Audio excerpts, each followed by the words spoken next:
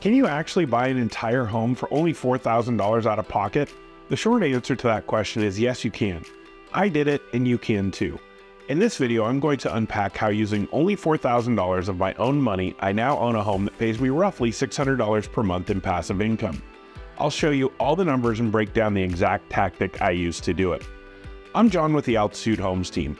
I'm in my 21st year of being a real estate agent and realtor, and I've helped dozens of people build their net worth and passive income by investing in real estate. I finally took the plunge into real estate investing myself a few years ago, and I want to go through one of my rental properties to show you that you really don't need a ton of money to start making real income every month by investing in real estate. You might be asking, does this still work today? Absolutely it does. Even though interest rates have gone up since I bought this home, the concepts I'm about to teach you are still the same, and I can help you do the same thing. Okay, enough teasing, let's get into the nuts and bolts of this. I want to take you back to February of 2020. Remember that time? It's just 4 years ago, but it feels like a lifetime. February of 2020 is when my wife and I closed on our first rental property. And I know what you're thinking. February 2020 was probably the worst time to buy a rental, and you may have been right. Why do I say that? Well, in March of 2020, you may remember, the entire world changed. But let's go back even further to December of 2019. I was chatting with a coworker who is a prolific real estate investor and owns dozens of rentals. He said to me, "Hey, you're looking for your first rental, right?" "Yes," I replied. "How do you feel about investing out of state?" I said, "If the deal makes sense, I don't care where it is."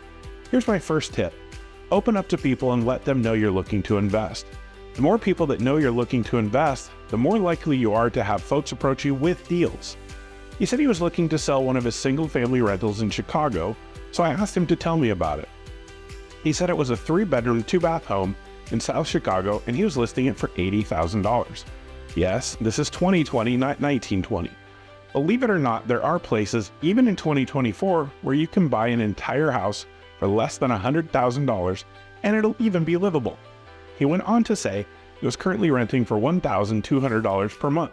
I replied, "I'll take it. Put me in touch with your realtor in Chicago."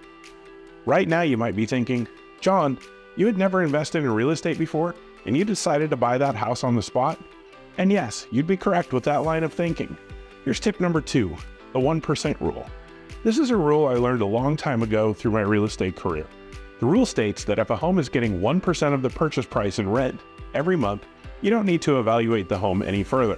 At $80,000, if this home were renting for a minimum of $800 per month, you don't need to evaluate the numbers any further. They just make sense. If you want to dive into the 1% rule and lots of other rules for investing, jump on over to biggerpockets.com. I told my coworker to give me a couple weeks to get the funds together, but I wanted it, so let's get the paperwork going. His real estate agent called me that day and got the contracts going.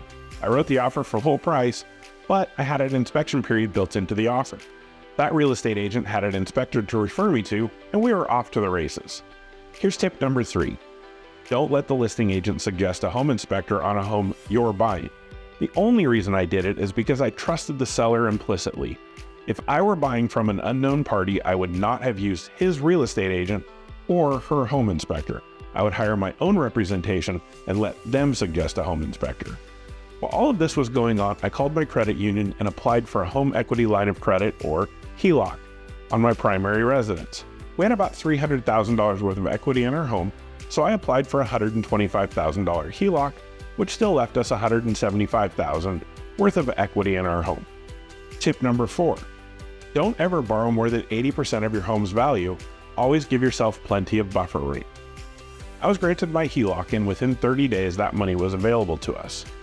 Once I completed my home inspection, I went back to the seller, said based on the stuff we found in the home, we'd like to reduce the price to $70,000. He agreed, and we moved on to closing. I paid $70,000 cash, plus a couple thousand in closing costs for the home. "But John, you said you bought the home for $4,000 out of pocket. Was that just a clickbait title?" No, it wasn't. Up to this point, I had $0 out of pocket, and I had a home worth $70,000 in my fresh new investment portfolio.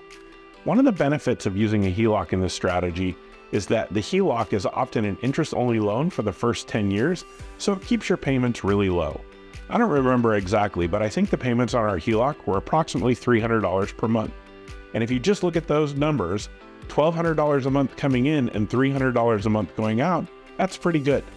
And we still have to clean some things up. Now, on my rental, I keep the water and sewer in my name, and I will do that for all of my rentals going forward. Why do I do that? Because those are lien-able utilities. What that means is that if those utilities are in your tenant's names and they don't pay the bills, those bills don't follow your tenant, they stay with your property. And the water cannot be turned back on until those bills are paid. If the tenant bails and doesn't pay the bills, you can't re-rent that property until the bills are paid by you and the water restored. Tip number 5, keep any lien-able utilities in your name. Now, we own this home and it's March of 2020 and the world shuts down. I'm thinking in my head, what happens if the tenant stops paying rent? And in many areas, that's exactly what happened, and it took years to get that cleaned up. This is where I believe luck and a good property manager were on my side. Fortunately, in the 4+ years I've owned this property, the tenant has never missed a single payment. They do pay half the rent on the 1st and half the rent on the 15th, but they always pay. My property manager wires the rent into my account on the 15th of every month. Tip number 6, hire a property manager, it's money well spent. So because our mortgage was so inexpensive, we really didn't touch the property at all through the summer. We just let the rent come in and the bills go out just to see if the tenant would continue to pay and see what happened with the pandemic.